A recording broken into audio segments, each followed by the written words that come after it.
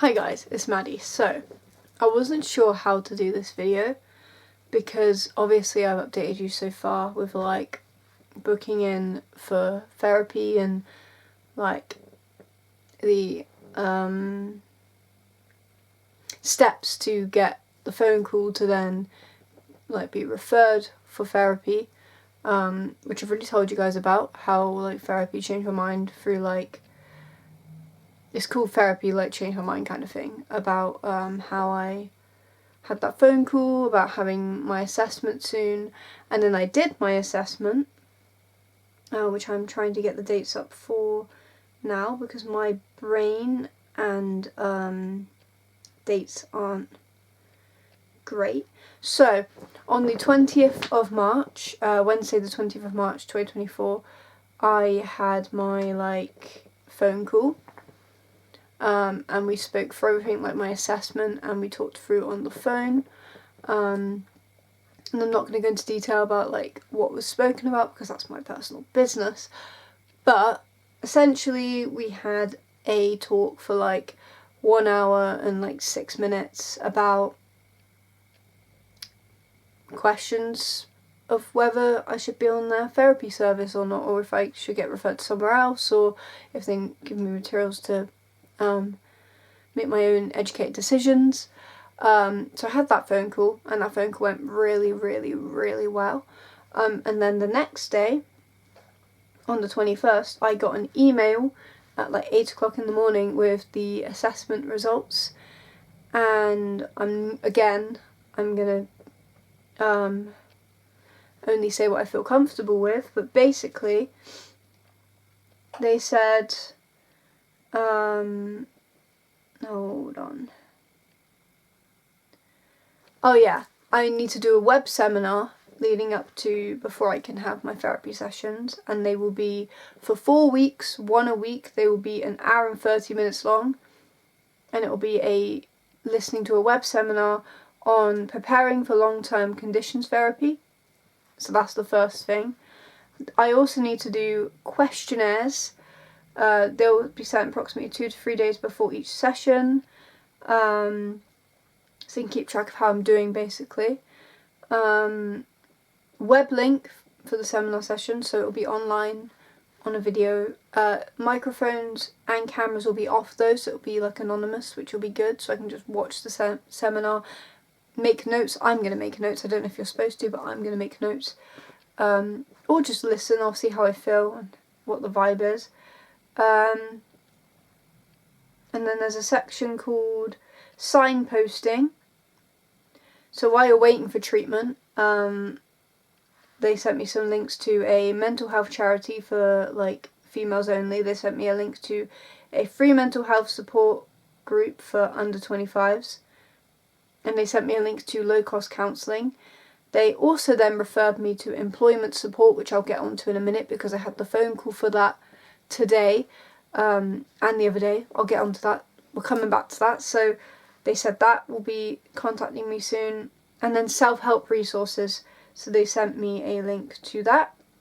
And some of the stuff includes coping with challenging times, stress management, improving sleep, and building resilience.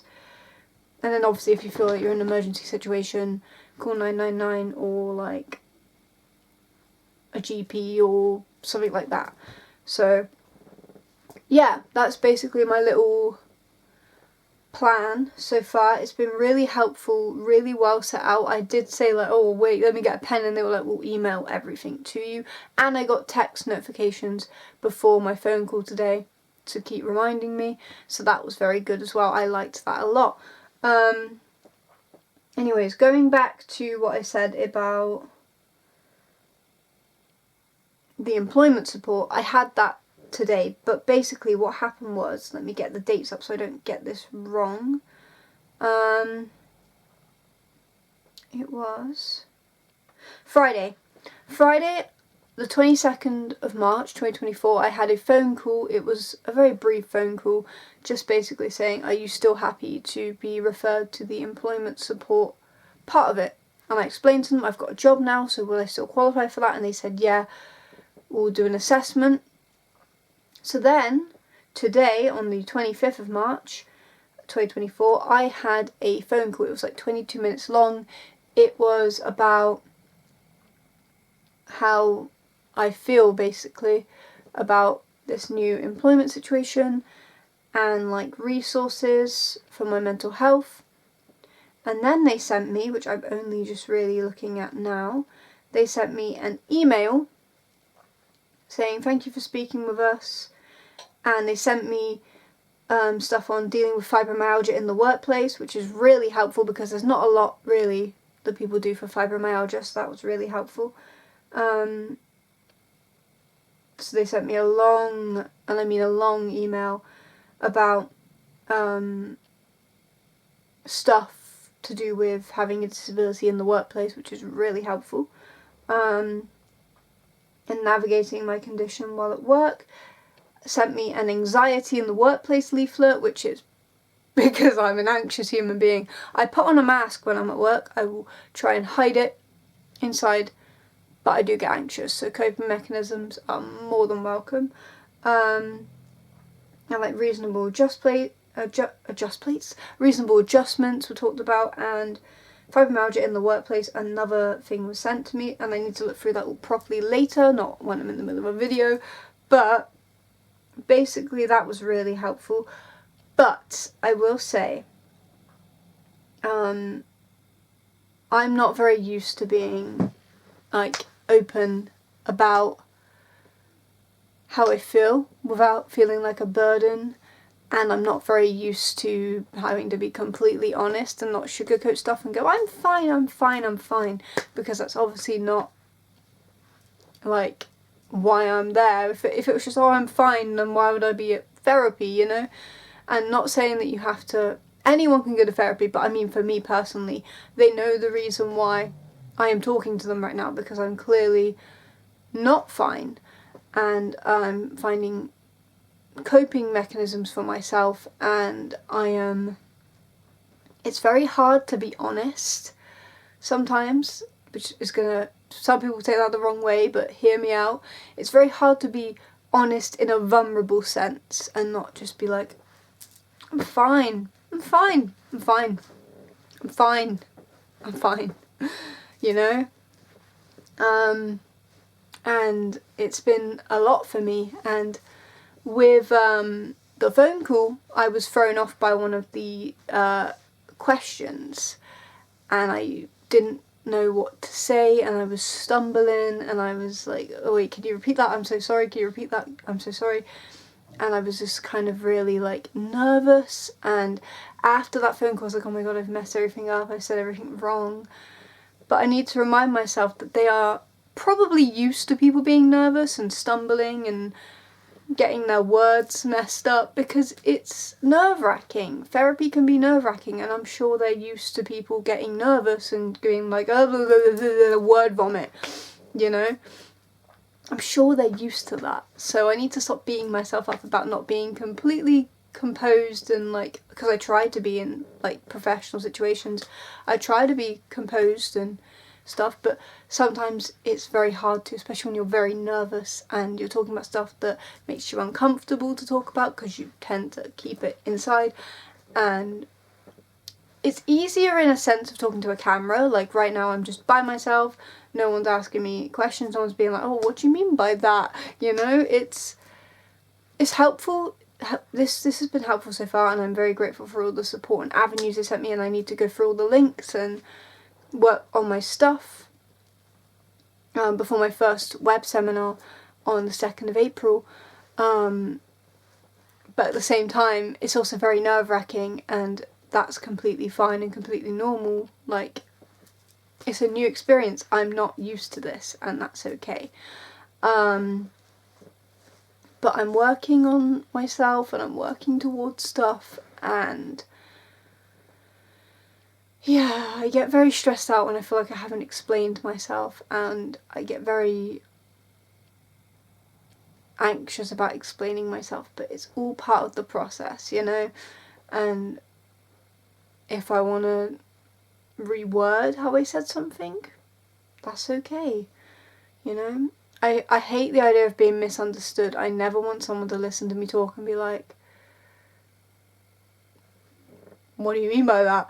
But that's part of it, and that's what I need to learn, that, like, it's okay to not make complete sense to someone sometimes, you know, like, that's the point. That's why they're there, because they're trying to figure out how you feel and how to help you, and the answer might not be completely clear, like, instantaneously, which I don't like, but that's just how life is, you know. And I might not say my words perfect, but, you know, I'm human and I need to stop beating myself up about that. But, yes, I am taking a high pathway cognitive behavioural therapy pathway. I think I said that wrong. Hold on, I know how to say it right. Give me a second. I am taking a... Give me a second. Where is it? It was written on here. High volume... No, that's the wrong thing. Hold on. Here we go. Cognitive behavioural therapy. The higher pathway. There we go. I said it right in the end, and that's all that matters. Yeah, hopefully it helps. I'm taking it for anxiety and depression, and that is all I'm going to say on that. But, yeah, that's what I'm doing right now, and it's scary and stressful, but it's also helpful, and that's okay. It can be a mix of emotions. It's not going to be straightforward all the time, you know. But yeah, I'm just feeling a bit... The first ones I was like more positive about. I was like, yes, I feel good about this. I got my point across. I stumbled a bit, but I got this. And then this phone call, I feel like I flopped, and I'm like, oh no, why couldn't you have just spoken clearly? But it's like, why did you panic, Maddie, you know? But it's like, calm down. You're a human being. They're used to it. And, you know, another thing that threw me off was this wasn't a therapist. This was someone just doing employment support. So when they asked me some really deep questions, my brain was like, what? You know? Because I was expecting just laid back, just, oh, you know, work anxiety. And then it got deep, and I was like, well then, I don't know how to respond to this. But that's okay. I'm human, and that's okay. But yeah, so far so good. I've got my little plan. I need to go through it all. I need to decide how I'm going to do it. I love how all the emails are like in like sections, so I'm not just like staring at everything like, what do I do first? I can work my way down the little lists. And it's going to be okay. It's going to be all okay. If it doesn't work for me, it doesn't work for me, and I'll find another way. But at the moment, I've only just started, and yes, it's okay to be nervous and be worried. But I also need to remember that this is just the beginning stages. You've not got into it all yet. Like, and also the employment and the general therapy are separate. So that also threw me off a little bit. But it makes sense. They're different sectors. But it confused me a bit when they were kind of crossing over. But they're separate is another thing. And I don't know. It'll be okay. It'll be okay. I just need to wrap my head around what I'm doing, and luckily I've got some really concisely written emails for that. And another helpful thing was the employment support person said that don't feel stressed, like you're on a time limit in like 2 weeks, because they're phoning me back. Oh, I never said that. They're phoning me back on the 8th of April. And they said, this isn't a deadline, this isn't like, you know, if you haven't done all these things on this email, then rah, you know, it's a guide, which is also helpful. But I will go through it all, and I will take on board stuff, and it's going to be good, it's going to be great. 2024, the year of improving the mental healths, or at least finding good coping mechanisms for the mental healths, you know. But no, in like this has been all seriousness, but yeah, yeah, it's gonna be okay. Anyways, so far, that's my little therapy update. I will update you guys when I want to and with what I want to, and that's okay. But for anyone who's wondering about, oh, should I go to therapy, shouldn't I go to therapy, my best advice is give it a go. And if it doesn't work for you, then it doesn't work for you. But if you give it a go, then you know. And if you don't give it a go, then you don't know. And trust me, I was in that exact same headspace as you, being like, I don't need therapy. What am I gonna? I don't need to talk about. Calm. Breathe. It's okay. Just think about it and find what works for you. And at the end of the day, yeah, talking to your friends and family is nice, but also talking to a professional can be lovely too. And it can be stressful, don't get me wrong. I'm not saying it's going to be the easiest conversation you've had in your life. You might get a bit stressed, but at the end of the day, they're just trying to help you, and that's a good thing. And they've got resources, and yeah, that's what I'm doing right now. I am exploring my resources, and hopefully it will be of a positive impact to my mental and emotional well-being. So yeah, thank you guys for watching. Please follow at Madalada Munden -2 on Instagram. I need to do something with that, I swear. Thank you for watching this video. I'm actually getting a mental health tattoo today. It is the 25th of March 2024, a Monday. I'm getting a tattoo today and I'm well excited. It's going to symbolise something to do with my mental health, and I am very excited about it. But yeah, nice little end to this video. I'm doing something good for me today and I'm very excited, and it's going to be on my arm and I can't wait.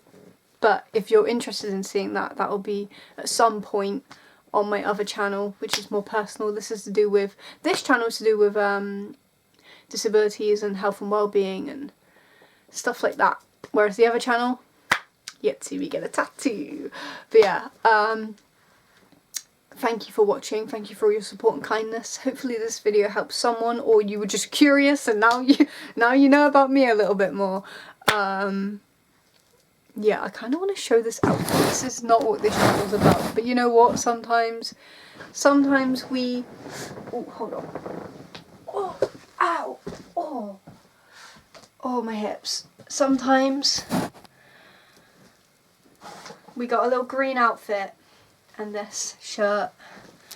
Anyways, thank you for watching and goodbye, guys. I hope this video helped someone, or it was just interesting. Hello, dog. My dog lady just walked in the room. Where is she? There she is. Bye, guys.